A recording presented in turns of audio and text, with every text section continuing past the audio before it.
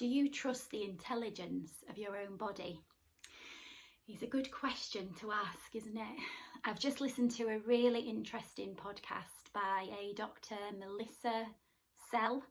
I've not come across her before, but she, I believe she works with helping people release trauma so that they don't go on to manifest disease. Now, I am fascinated by this subject, having navigated a cancer diagnosis myself. And I think also because I've seen the limitations of modern medicine, having worked in the NHS and Big Pharma. And I've recommended the book before, Dr. Gabor Mate, who talks about extensively about how modern medicine is really just there masking disease, or masking the underlying cause of disease by just treating the symptoms. So in this podcast, which I invite you to lean into if you can, it's quite a deep dive biologically into what happens when we experience trauma or a big shock, what happens to the brain and the downstream impact on specific organs. So it's quite scientific but really fascinating. So Melissa Sell is talking about the scientific research of a Dr. Hammer and the 5 biological laws.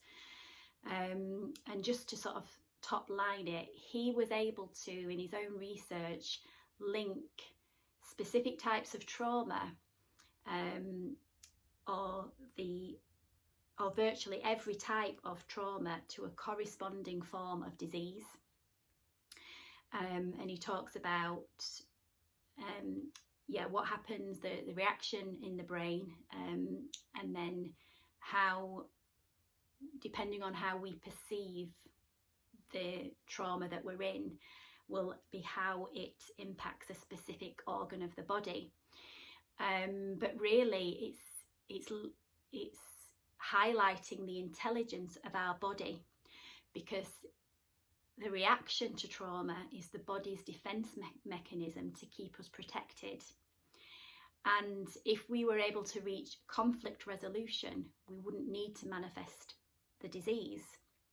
But the problem is we get stuck and we don't reach that conflict resolution.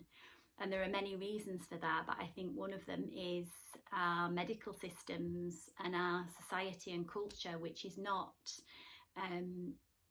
trained or doesn't understand how to deal with trauma.